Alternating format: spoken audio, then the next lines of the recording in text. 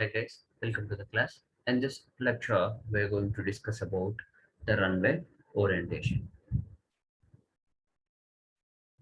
What is a runway?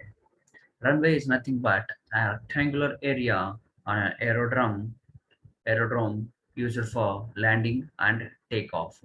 The runway orientation is the most important factor in the planning of an airport. The current practice is to lay out a runway in the direction of prevailing wind. Wind force can be utilized, and the direction of runway controls the layout of other facilities like passenger terminals, taxiways or aprons, circulation roads, parking, etc. In this, what is meant by a runway? The rectangular path which is laid for landing and taking off of the aircraft is known as runway. The runway orientation is important in the planning of an airport. If taking the information from the geographical information board uh, from the past 5 to 10 years, the direction of the wind, the capability of wind, and also the intensity of the wind can be known. So throughout the year, the wind may varies. The wind velocities or wind intensities may vary from uh, particular time to a time. So according to that geographical information we have from the past 5 to 10 years, the it depends upon the information we had, the runway can be planned in or the runway orientation can be planned, so that depends on that runway, the uh, passenger terminals, taxiways, circulation roads, parking spaces can be built according to that runway which we have planned. So that what is the data required for the runway? So a map or area and contouring contours for examining the flatness of the area and possible changes in the longitudinal profile. The site which we have selected for the construction of an airport uh, uh, must have a flatness. The horizontal, the flatness of the area is considered. If there are any contours, so the leveling must be leveled uh, with a keen observation to maintain the balance of that runway. So the wind data which gives, from that wind data we can attain the direction of the wind which in the direction it flows, and the duration and also the intensity of the wind. The wind direction is variable and keeps on changing throughout the year. The wind data can be obtained for about 5 to 10 years from the meteorological department. The types of winds we have are headwind, tailwind, and also crosswind. Headwind is nothing but wind blowing from the opposite direction of head or nose of an aircraft. It provides braking effect during landing and greater lift on wings during takeoff. Thus, length of runway gets decreased by 10%. If the wind direction is in the opposite direction of the head of an aircraft, it provides braking effect while landing and can easily take off, uh, utilizing the lift produced by the lift on the wings produced by the wind. So thus length of the runway gets decreased by an about of 10%. The length of the runway can be decreased, and also the wind which is blown in the same direction as on aircraft, it increases stopping distance and lift off distance. It is too dangerous when the winds are blowing heavily in the tail direction, in the direction of the aircraft. It may take a longer length when compared to that of headwind runway. So the runway length has to be increased. So the stopping distance and the lifting of distances can be increased well in the direction of tailwind. It is too dangerous if the lift can't be possible For an aircraft to be lifted, the wind can't help, so that at the end it cannot stop at a particular point. So the crosswind makes an angle with the direction of aircraft movement. uh, if this component is more than aircraft may not maneuver safely. Generally, it should not be more than 25 km per hour. If the crosswinds that blow against in the direction of makes an angle with the direction of an aircraft. If these crosswinds are more than 25 km per hour, then the aircraft may not travel safely, may not land and take off safely when the crosswinds blow about 25 km per hour. These are the images. This is the tailwind. Here in the direction of aircraft, you can see in the direction of aircraft the wind blows, so it takes the runway length for these can be increased, so the landing and takeoff the length of the duration for the landing and duration of the takeoff has been increased due to the tailwind. In the direction of headwind, the takeoff, uh, the landing can be made easily, while the braking effect can be seen because in the opposite direction, if this is the direction of landing, in the opposite direction we can observe the wind, so that the braking capacity, the braking effect can be seen in the headwind, so that the runway length can be decreased by about of 10%. And in the while taking off in the direction of aircraft, uh, in the opposite direction of aircraft, the takeoff can be the lift which is actually generated by the wind to the wings can be easily lift that aircraft.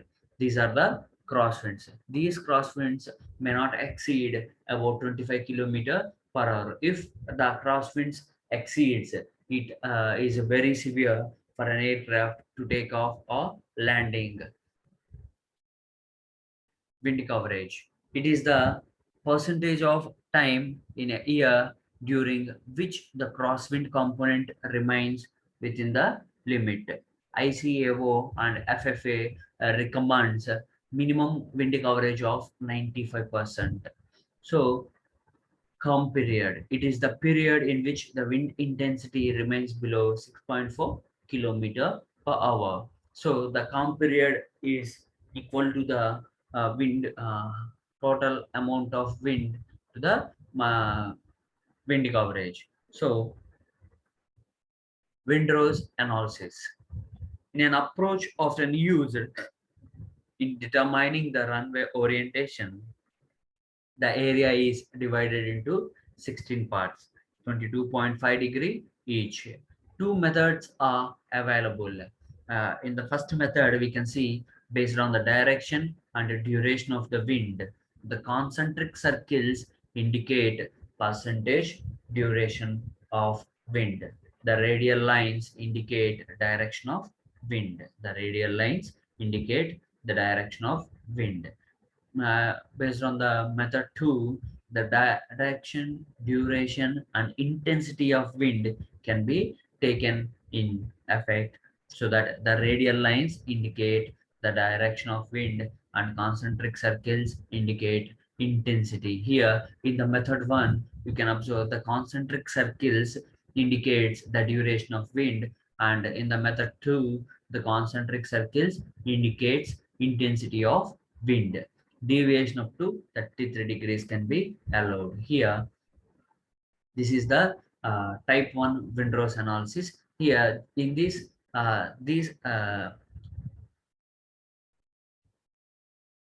these concentric circles indicates duration of wind. These concentric circles indicates duration of wind. So, in this type 2 windrows, you can see uh, in the type 2 windrows, you can observe the intensity of wind in the circular path. Here, the measure intensity can be seen here, observed by using these windrows analysis. Runway configuration for the airport authority includes over 20 runway layouts. Amongst the most of them, there are four basic runway patterns: single runway, parallel runway, dual parallel runway, intersecting runways, open V runways. Here, this is the single runway, simplest of all, capacity 50 to 100 operations per hour can be done in this single runway. Parallel runways. So the capacity depends on number of runways and spacing between them. Based on spacing, close, intermediate, far. Here you can see the close parallels less than 2500 feet between the both runways. Here in this the in this parallel runways, the both runways are less than 2500 feet from one runway to another runway. In the intermediate parallel runways, the distance between these two parallel runways should be of 2500 to 4300 feet between those runways. For parallel runway, 4000 feet or greater in between the runways.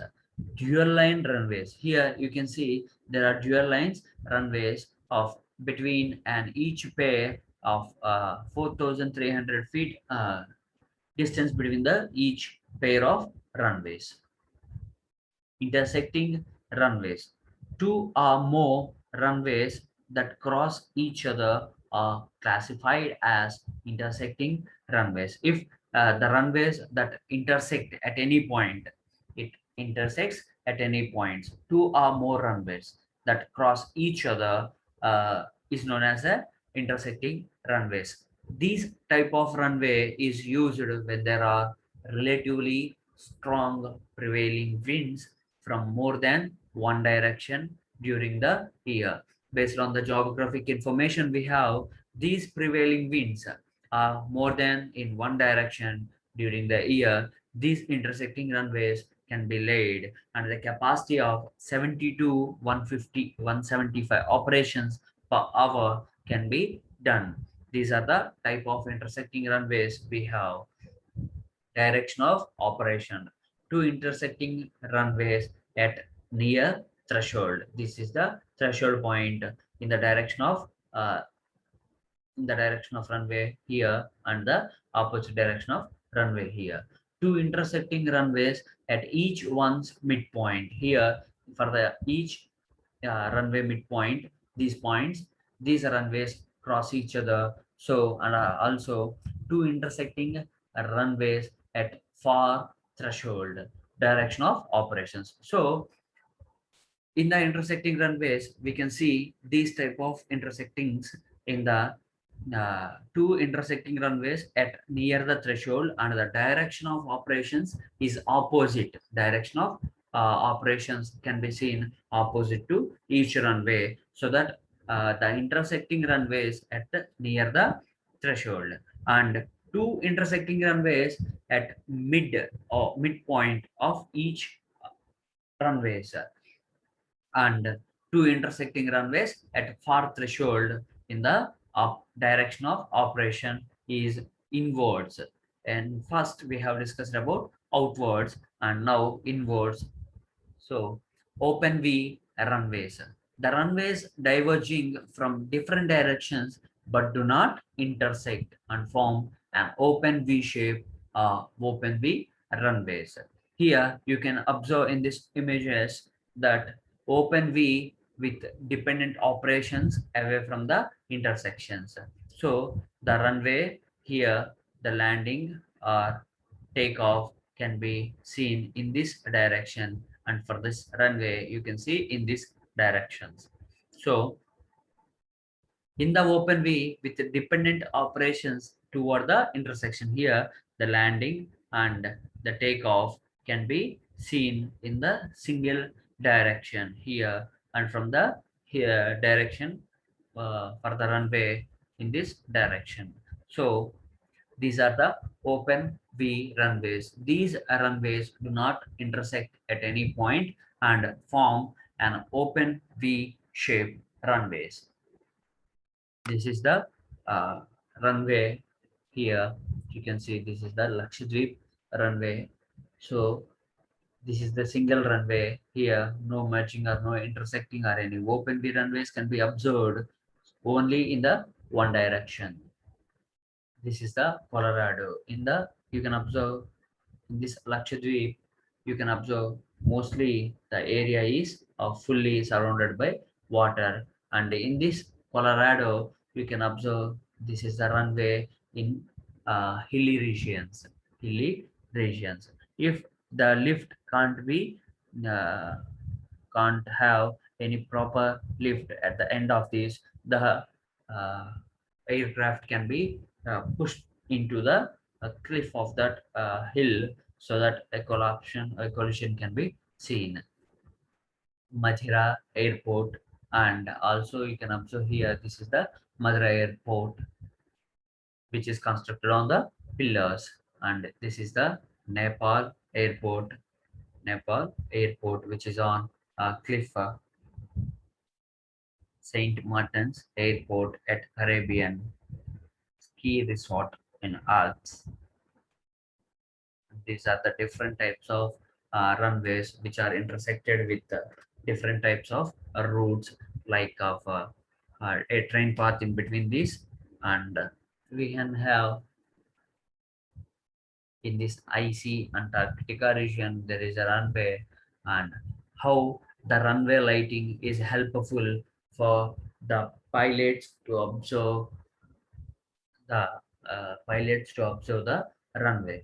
These lights are used. These lights are used to assist pilot into identify the runway. The green threshold lights line the runway edge. The red lights mark the end of the runway. The blue lights run alongside with the taxiways. So there are three different color indications for the runways. So for if the green threshold lights, it is the line for the runway edge. So the aircraft must land in between these green thresholds and stop before those of red lights, because the red light indicate the end of the runway, and blue lights it cannot enter into the blue light region, because alongside of these blue lights you can see the taxiways, while runways have yellow or white lights marking their edges. Here you can see this is the airport planning. Here this is the taxiway. This is the blue lights you can see here. This is the blue taxiway lights.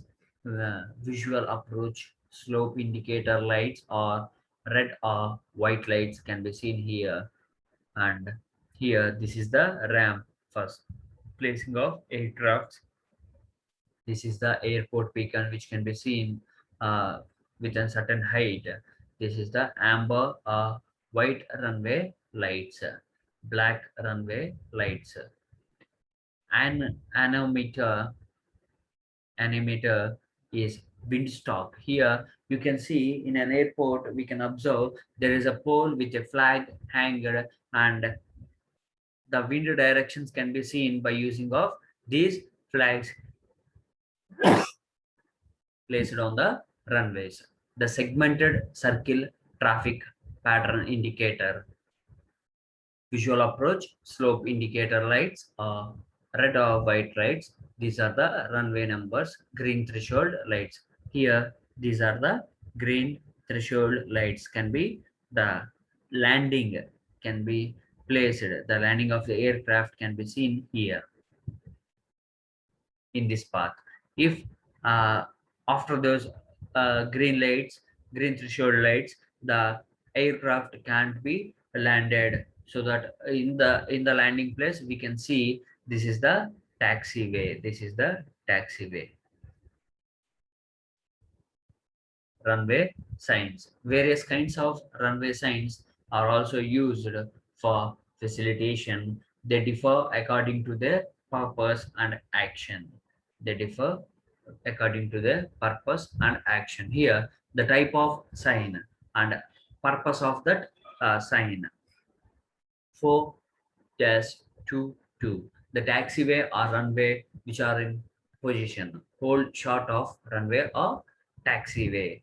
26-8, the this is the whole short of intersecting runway, and 8-APCH, this is an whole short of aircraft on approach. ILS, ILS is the critical air hold position, approach of critical area.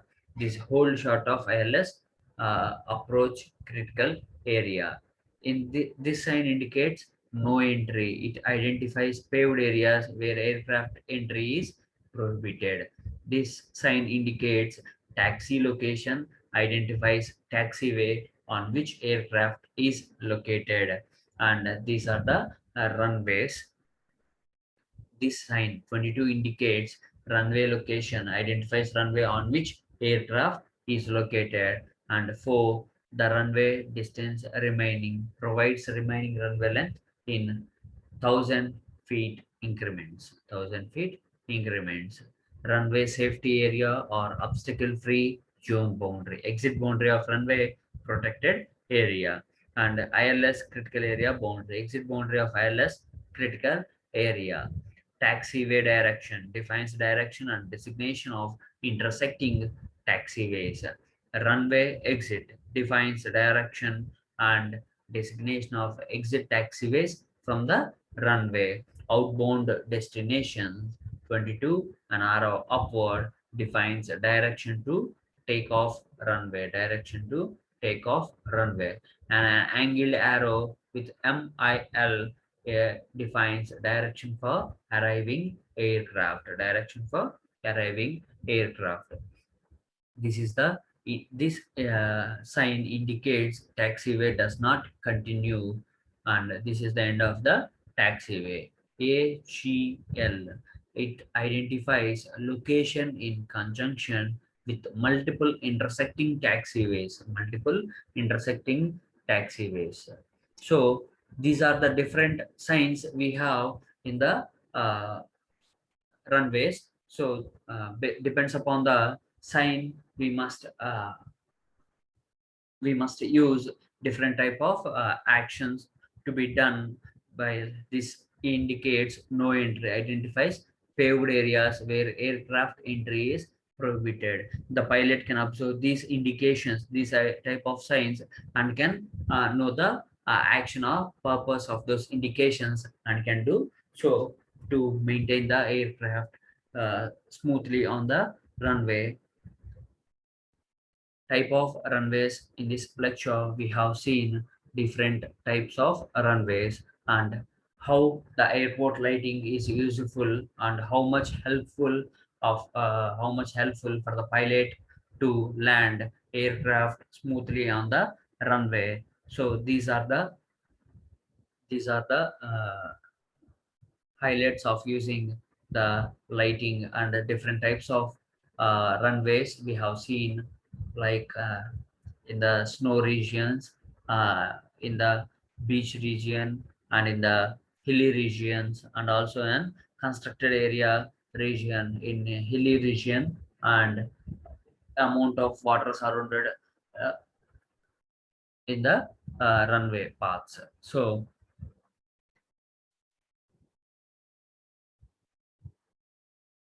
see you in the next class.